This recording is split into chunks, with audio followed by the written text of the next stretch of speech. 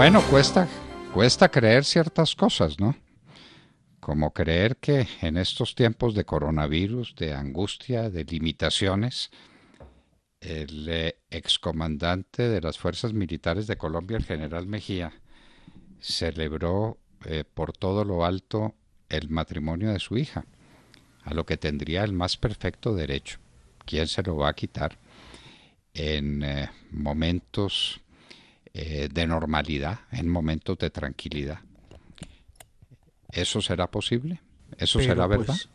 pues mire usted, ocurrió el 14 de marzo en el puerto de Peñaliza. El general Mejía le celebró el cumpleaños, perdón, el matrimonio a su hija. El 14 de marzo, una fiesta que arrancó Donde él es socio, él tiene casa en Puerto en Peñaliza. Peñaliza.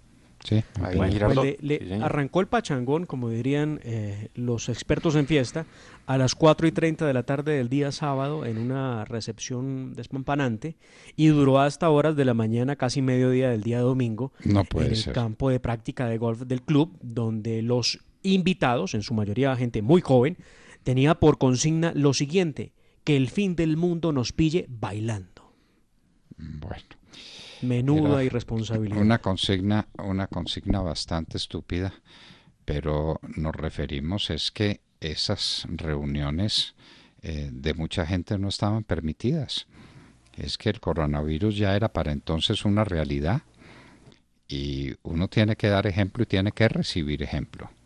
Y este ejemplo definitivamente no fue un ejemplo positivo para muchos. Si es que eso se ha llegado a saber, como dicen ustedes que se supo, yo no Sí, tengo. Claro, pues están las fotos y No, todo. doctor, Claro, aparecen todas eso es las un fotos. evento el 14, sí, el 14 de marzo fue. Bueno, el el 13 de espanto. Estaba la marzo, recomendación de no salir.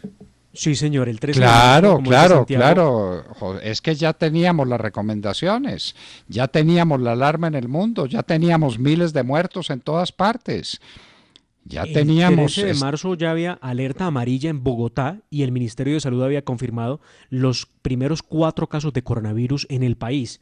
Además, en Bogotá, exactamente, se había cancelado el concierto de Alejandro Sanz, de Maroon 5, de Juanes, precisamente por el tema de la alerta amarilla que se había emitido en Bogotá por las posibilidades de propagación de coronavirus. Así que sí se sabía, no pueden decir que es que no Ahí había pasado nada. No, solamente falta revisar si llegó alguien de Europa para la fiesta, doctor Fernández.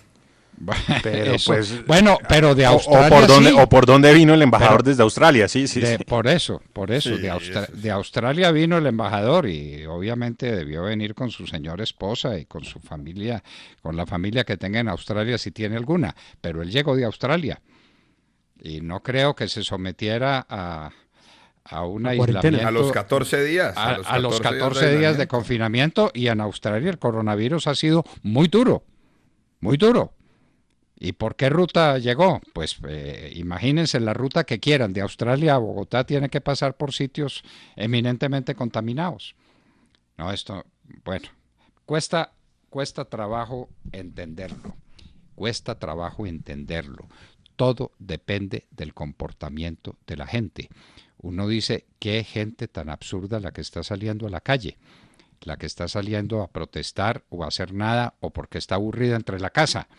Esa gente no sabe que puede matar a otros. Y entonces uno se pregunta, una persona como el general Mejía no se dio cuenta que podía matar a mucha gente haciendo una fiesta en estas circunstancias.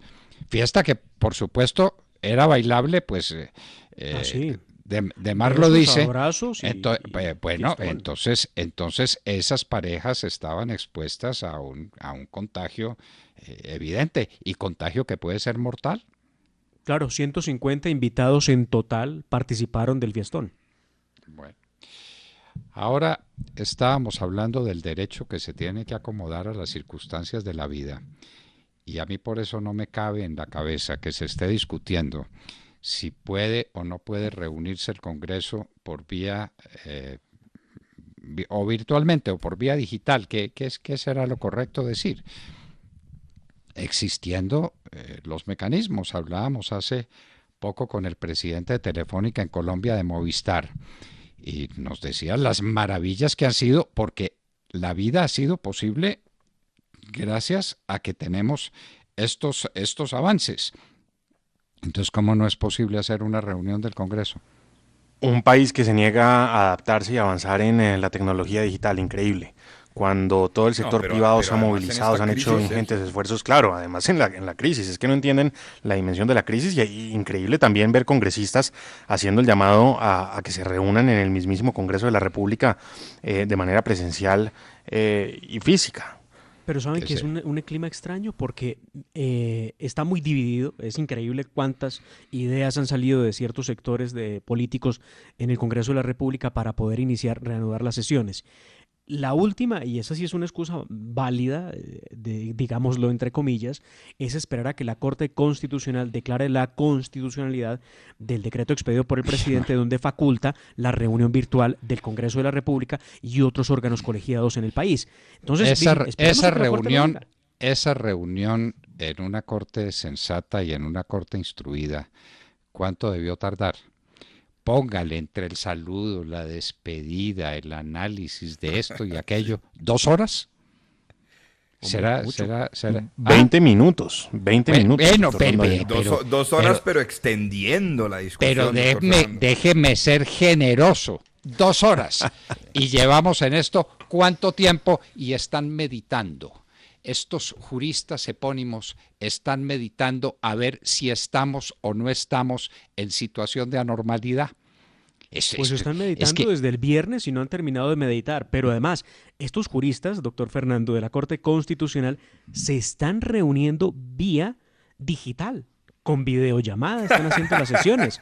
Entonces, ¿con qué cara van a decirle que no hagan Eso caso sí, ya. si ellos lo están Que no Es haciendo? decir, estamos- Demar, no, se reúnen los magistrados a través de una plataforma digital para definir, entre otras muchas cosas, si el Congreso de la República puede sesionar a través de una plataforma digital. Ahí vamos, Pero doctor ojo, Fernando, ojo, la porque verdad. había magistrados, recuerden ustedes que hay magistrados que se oponían también a sesionar de manera virtual y querían reunirse físicamente. No, eso no Ah, puedo creer. ah. No, eso Sí, sí, no. eso ocurrió en un principio, No, pero luego claro, llegaron a la claro, eso fue conclusión de así. que Se efectivamente dieron era muy cuenta de la peligroso. gravedad. Claro. Y Ah, no. no volvieron a sesionar en Porque presencial. se dieron cuenta que el país no puede prescindir de ellos. Pero pues entonces dijeron, no le vamos a dar este dolor a la República de que nos contagiemos entre todos aquí sesionando físicamente. Entonces se reúnen y están discutiendo desde el viernes de la semana pasada si estamos en situación de anormalidad. Por Dios, el mundo en la crisis más horrible que vivió en toda su historia.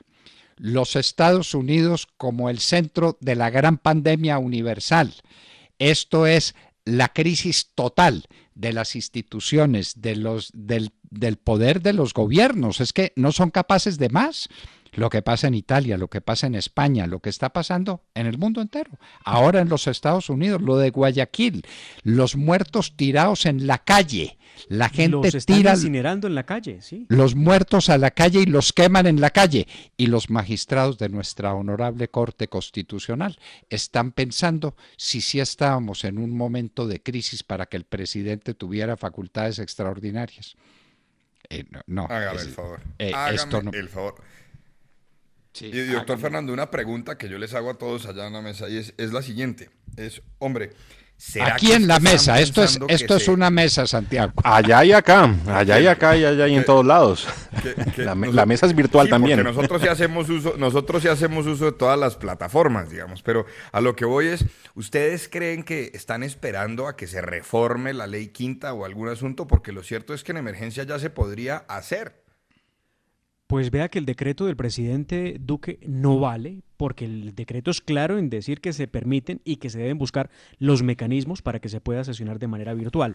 Existe el decreto, existe la idea por un amplio sector también del Congreso de que se es posible sesionar virtualmente, pero pues hay algunos interesados, y voy a pensar mal, hay algunos interesados probablemente en que temas como por ejemplo la cadena perpetua para violadores, No, entonces no, se no, unen. no. No sé. Estar interesados es en sembrar el caos, en crear problema, en hacerse notar.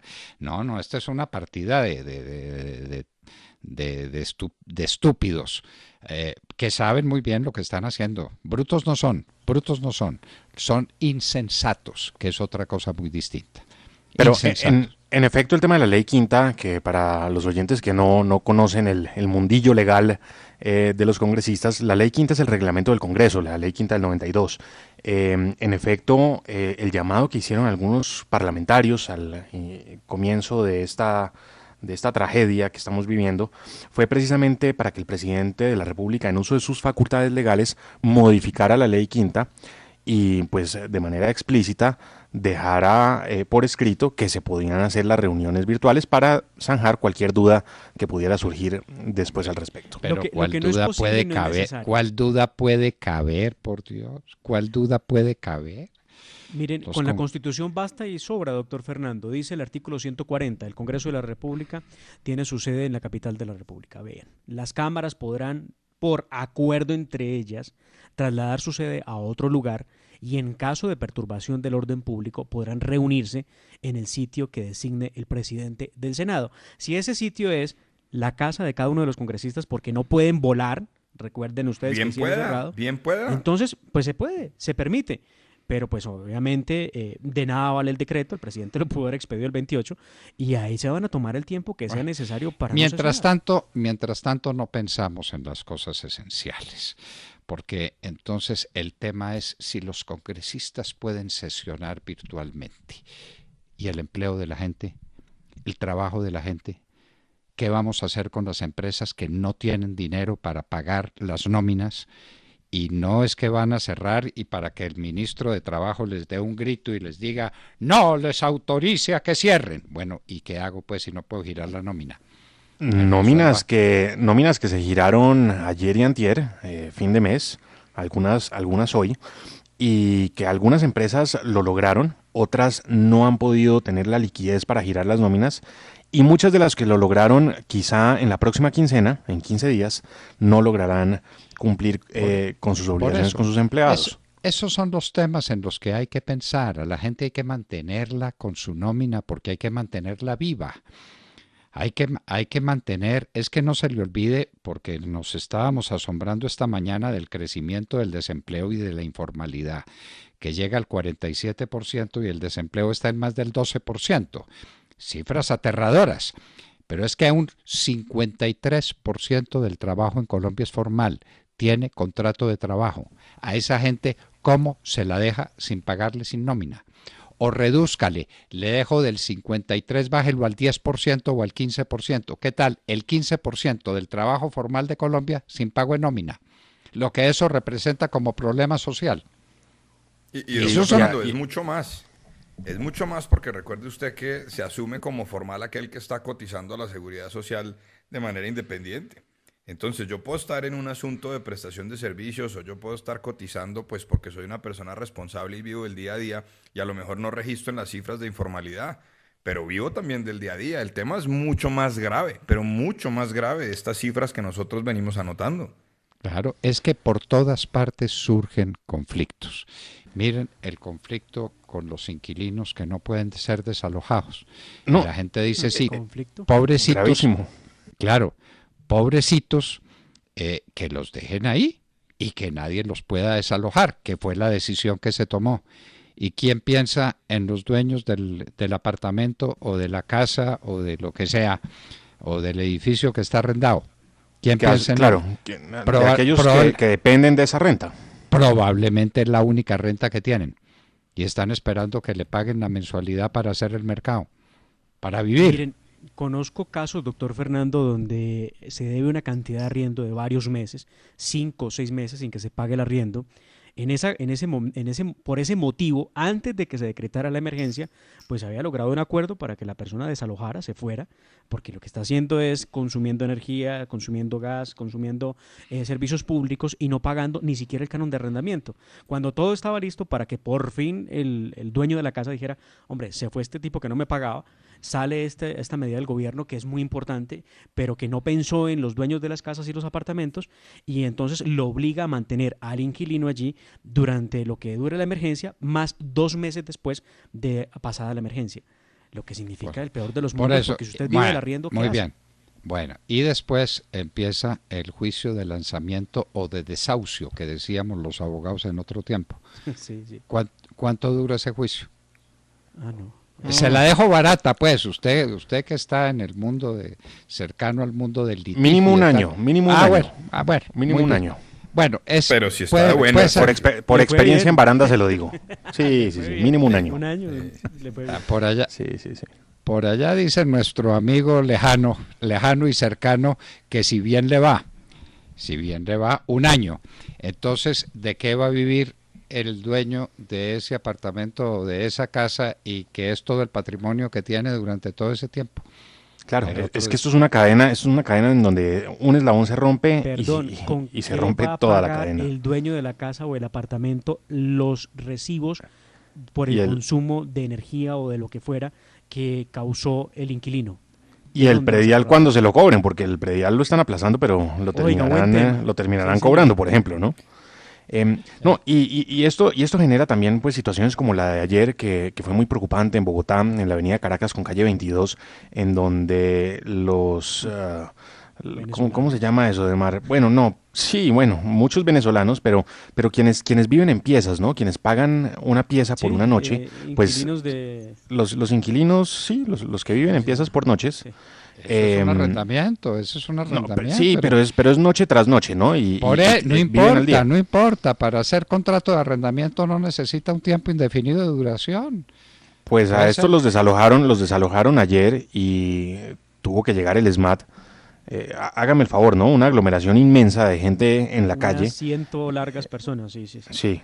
Le tocó intervenir al SMAT porque a todas estas personas las desalojaron porque evidentemente se quedaron sin la plata para poder pagar el día a día, ¿no? Y entonces salieron a exigirle al gobierno del presidente Iván Duque que piensen ellos también como refugiados que son en Colombia de su situación porque no tienen dónde vivir. El presidente va a tener que pensar en tantas cosas que hay que dejarlo tranquilo, de ruidos adicionales y de problemas adicionales. Hay que dejarlo en paz, trabajando y produciendo y dictando normas. Pero no puede ser que le estén creando frentes adicionales como el que le está creando su asesor, el señor Ceballos, con el ELN. El señor Ceballos está muy desocupado, está muy aburrido. Y entonces ahora quiere conversaciones con el ELN para que se las dirija el presidente, como si tuviera tiempo, como si tuviera espacio mental, como si ese fuera el problema capital de los colombianos en este momento. El problema de los colombianos es cómo sobrevivir en la crisis. Nada menos que ese es el problema. Y es el problema de los inquilinos, y es el problema de los trabajadores, y es el problema de los que viven de esto y de aquello. Es el problema de todos, el que tiene el presidente. Ahora pues, a ver cómo nos sentamos en la mesa con Gavino y con todos estos bandidos para que el señor Ceballos tenga oficio. No, hombre, que... Oiga, ¿y no los podremos conectar por vía digital, doctor Fernando? A ver si por ahí hacen las charlas. No, esto es con libertad, esto es en plena Ceballos se quiere ir a Cuba, o que vaya a negociar a Venezuela, que allá no tienen tanto problema de coronavirus, seguramente. No, yo creo que tiene mucho instinto de conservación como para irse para Cuba en estos momentos. Pero se pone a plantear el tema del diálogo en Cuba en este momento. ¿Dónde más va a ser el diálogo sino en Cuba? Parece que la situación en Cuba es terrible. Lo que pasa es que allá nunca dicen la verdad. Pues tanto así que los que están varados en el aeropuerto de La Habana y que son amantes del régimen castrista se quejan de falta de agua, de papel higiénico y elementos mínimos para poder mantenerse en espera que un avión los pueda sacar de allá en una acción humanitaria que tiene que hacer cada país. Por eso, y saben que si tienen una emergencia de salud se los tragó la tierra porque no hay hospitales, porque no hay médicos, porque no hay elementos quirúrgicos hospitalarios, no hay nada. Y que los regresen a Chile, donde quieren imponer el mismo modelo, doctor Fernando, porque no se nos puede olvidar que los avances de las últimas décadas en Chile, en toda materia, eran impresionantes. Están haciendo todo lo posible por tumbar al gobierno y ahora sí le piden a ese gobierno que los devuelva. Es que no tiene ningún sentido, la verdad. No tiene ningún sentido, pero así son. Así son, esa es una enfermedad incurable. El socialismo es una enfermedad incurable. Yo no sé, pues, cómo vamos a sobrevivir al socialismo y cómo sobrevive el socialismo pese a todas sus derrotas. Todos los días se demuestra que el socialismo es insensato, que el socialismo no produce sino miseria, hambre, que el socialismo es destructivo. Y ahí siguen los socialistas, yo no sé, pero ahí siguen. como esos socialistas chilenos que están suplicando al gobierno no socialista de Chile que los devuelva para Chile porque quieren volver allá para tumbarlo. Porque en Cuba, que es pues la madre, la matriz de todos los afanes socialistas de esta parte del universo, en Cuba las cosas están terribles. Ah, pues claro. Que no hay Pero jabón. que no hay jabón. Para allá se fueron encantados, les pareció que iban hacia el paraíso, a unas vacaciones maravillosas, a una gran mentira, ¿no? A una gran mentira, porque eso es a lo que llegan todos los turistas que van a Cuba, a vivir una Cuba de mentiras, y ya cuando estos quedan varados en el aeropuerto viendo cuál es la realidad de Cuba, ahí sí se aterran y ahí sí salen a chillar, no solamente los chilenos, por ahí también veíamos un mexicano que no hacía más que clamar al cielo para que dejaran entrar un avión de Aeroméxico o de Pero además cualquier aerolínea recordando mexicana que- para rescatarlos. Pero recordando que México siempre fue aliado de Cuba y lo apoyó en los momentos en que Toda la embargaban a Cuba. vida, entonces no toda la entendió. vida. México que tenía una organización interna, pues Francisco, Santiago José lo sabe bien sabido, que México tenía una organización interna bien dura, bien dura. Ese mandato del PRI no se iba por las ramas en punto a imponer el orden. En un país pues tan cercano a los desórdenes más atroces como lo estamos viendo ahora, en materia internacional sí era lo más abierto, lo más populista, lo más los no alineados, y el comunismo y los amigos de Fidel Castro. En materia internacional eran así, ¿no, Santiago José? Así es, era una presidencia imperial, la dictadura perfecta en la política doméstica y en política exterior, pues de puertas abiertas para todos los gobiernos revolucionarios de América Latina y del mundo. Bueno, Oigan ustedes, aquí tenemos el audio de ese mexicano que prácticamente chillando pide que lo saquen de Cuba. Escuchen ustedes. Buenas tardes, México. No sé qué está pasando en el aeropuerto de La Habana, pero no nos dejan salir, no nos resuelven nada. Tenemos frío, tenemos hambre, hay gente sin dinero. Estamos acostándonos en el piso, hay gente discapacitada, hay niños. Nos estamos enfermando por el mismo frío. En el año 50 o 60, cuando Estados Unidos decretó que país que hiciera laxos económicos con Cuba iba a ser su enemigo, el único país que no dio la espalda a Cuba fue México. Que no se les olvide eso. Que Cuba haga algo para que un avión de Aeroméxico pueda llegar por nosotros. O de Interjet, lo que sea, pero queremos irnos. Señor presidente, por favor hagan algo, hable con el presidente de Cuba, no sé, pero dejen entrar un avión. Nos sentimos mal, tenemos hambre, no tenemos dinero, hace frío. Y dicen que van a cerrar el aeropuerto, hagan algo, por favor. Recuerden la hermandad que tenemos entre México y Cuba. Recuerden ese día en donde el único voto que no estuvo a favor de mandar a la fregada a nuestro pueblo hermano de Cuba fue México. México nunca le dio la espalda a Cuba. Que quede claro, no olviden la historia. ah, pero es que los cubanos, Ah. sí. Es que los comunistas, los cubanos no, perdón, recordarle. perdón, las primeras víctimas de este régimen atroz son los cubanos, las primeras víctimas, ¿no? Y entonces hay esa minoría comunista que ejerce el poder como lo ejerce, y ahí están los mexicanos suplicando. ¿Qué andaban haciendo en Cuba? Bueno, pregúntele a cada uno, el pueblo hermano de Cuba. Estaban ¿Listo? corroborando que Cuba sí es un paraíso.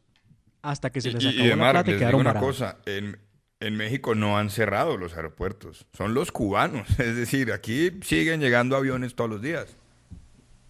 Claro, son los cubanos que no dejan salir a los La mexicanos. pregunta, ¿a Allá alguno en de esos México comunistas siguen le quedará ganas importando- de volver? ¿Siguen importando coronavirus? ¿No tienen bastante o qué? Todo lo que se pueda, doctor Fernando. De hecho, aquí estoy escuchando los aviones que salen y ingresan. Bueno, entonces listos. Que Dios se apiade de ellos, pero ya el presidente está pidiendo que se comporten bien, ¿no? Y que Ahora no sí, que salgan por favor, y con la estampita, con una estampita de un santo que nos mostró a todos en televisión y donde nos pide que gracias a eso tendremos garantizada la protección. Bueno, muy bien. Entonces en eso estamos Ustedes pues en en- México y en Cuba. Son cosas que les contamos a ustedes al oído, y la situación es dramática en esos países socialistas. Lo que pasa en Venezuela, ocurre que la primera, Hay una cosa, recuerdo el libro de Revel, La connaissance inútil, el conocimiento inútil, que empieza diciendo, hay una cosa moribunda en el mundo que es la verdad. La verdad no se puede decir. Pero ¿y cómo la van a decir los países socialistas? ¿Cómo la van a decir? Lo primero que tienen que hacer es ocultar la verdad. Miren el libro de Orwell, el 1984. Entonces hay un ministerio que es el Ministerio de la Verdad. Solo hay una verdad, la verdad del régimen. Todo lo demás hay que ocultarlo. Bueno, oculte pues hasta donde pueda.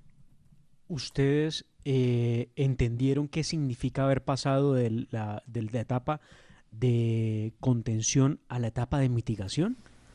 Sí, que se empezó a perder el rastro de los casos, ¿no? Cuando se supera el 10% de la trazabilidad, se pierde la trazabilidad de los casos, pues pasamos a esa etapa de mitigación que, bueno, en la que hemos entrado desde ayer. Yo entendí que eso quería decir que estábamos ya en una etapa feliz donde se estaba mitigando el coronavirus. Sí, correcto, sí. Lo que ha dicho el ministro es que la curva se va aplanando, que tienen unas semanas en las que ya se ha logrado evidenciar que la pandemia ha presentado menos casos en Colombia comparado con otros países. Pero en declaraciones que ha dado esta mañana a varios medios de comunicación, ojo, el ministro de Salud dice que lo más difícil en esta etapa de coronavirus puede darse a mitad del mes de mayo. Bueno, y aquí tenemos, ¿cómo le parece el problemita que tenemos? Es que los huevos se producen todos con gallinas, desde luego, no es ningún descubrimiento, y las gallinas hay que alimentarlas con productos importados. ¿Cómo le parece? No, pues eso sí es muy grave. Eso sí es muy grave. Con dólar de 4.200, ¿en cuánto estará el dólar? Venga, le doy una refrescadita. Hoy hay un excelente reportaje en La República a un gran empresario, heredero además de una tradición, Juan Felipe Montoya, presidente de Huevos Quiques. Y entonces, ustedes me dejan que lea porque pues no tenemos a nuestra invitada del momento. Entonces, ¿qué materia prima se encarece? El alimento concentrado de lo que comen las aves. La industria en Colombia importa 7.5 millones de toneladas. De esos 4 millones es maíz, que es una parte básica para la fórmula de concentrado. El costo de la comida se traslada al costo del huevo, que significa 70%. Maíz, torta de soya y frijol soya son los macroingredientes de la fórmula del concentrado y son 100% importados. ¿Ustedes entienden eso? No, inexplicable. Bueno, en un país que tiene la tierra agrícola más grande del mundo y que podría ayudar a resolver la carencia de alimentos que se viene para todo el mundo, ese país produce huevos con producto importado. Eso es comprensible. Que estemos importando frijol, por Dios. Ni comprensible ni sostenible, además, porque con el dólar como está, pues se nos van a encarecer los huevos muchísimo. Maíz, somos de todo el maíz. Los frijoles. Yo recuerdo en una hacienda que tenía mi abuelo en el páramo, donde teníamos que ir a caballo a 5 horas de Manizales. Allá íbamos, los campesinos no decían, por la noche vamos a comer. No, ya están listos los frijoles. Todos los días se comía frijoles. El frijol es el alimento principal del pueblo colombiano y los tenemos que importar. Importamos la soya e importamos el maíz y así fabricamos los huevos. No hay derecho. ¿Pero qué hemos hecho con el campo colombiano, por Dios? ¿Qué pasa con el campo colombiano? ¿Por qué no lo podemos producir? Y tenemos terrenos, mire, solamente la altillanura podría ser 12 veces el valle geográfico del Cauca para producir comida, para darle comida al mundo. Y resulta que aquí los huevos vienen de gallinas que hay que alimentarlas con producto 100% importado. No hay derecho. No, este reportaje es un reportaje para la historia. Muy elegante las gallinas, sí, ¿no? Sí, claro. Y los pollos, perdónenme, díganme cuántos millones de familias en Colombia se alimentan gracias a la carne de pollo. Y eso también está alimentado con productos importados. Hagamos ese cálculo, doctor Fernando. Bueno, por eso. Los pollos y los huevos De manera pues que el que quiera comer y que producto colombiano y que los pollos y asamos los pollos y tal, todo es importado, porque ese pollo no es sino la transformación de un producto que viene de fuera, que es el maíz y el frijol y la soya, todo viene de fuera. No, ese reportaje de Juan Felipe Montoya es un yo acuso para la historia del campo colombiano. Ahora sí, los campesinos, bienvenidos, que trabajen, que produzcan. Tenemos que mantener abastecido el país. Ahora sí, parece que estamos descubriendo que el campo colombiano es vital para el país. Aquí en los acuerdos con las FARC no condenamos al campo a una nueva reforma agraria. No lo condenamos. Y que van a ser ellos los dueños de la tierra, para hacer lo mismo que hicieron en Venezuela con la tierra. No les dieron la tierra ya. Vayan, consigan comida en Venezuela. Bueno. Nos pone usted de tarea, doctor Londoño, trabajo de campo en estos tiempos. Tendremos que desplazarnos hasta las despensas de nuestras casas a revisar si esos frijoles que tenemos ahí guardados para estos tiempos de crisis, pues son colombianos o son importados. Todos son importados. Nos deja usted esa tarea. Pero si lo está diciendo uno de los primeros avicultores del país, lea La República. Lo está diciendo. Y el maíz es importado, no producimos maíz. Increíble. Por favor. Bueno, en un minuto estará con nosotros la senadora Paloma Valencia, porque otra pata que le nace al cojo es que como hay que ponerle trabajo a unos en Palacio que no tienen trabajo, el señor Ceballos, entonces a conversar con el ELN. En un minuto Paloma Valencia, senadora de la República, estará con nosotros y les hablamos al oído.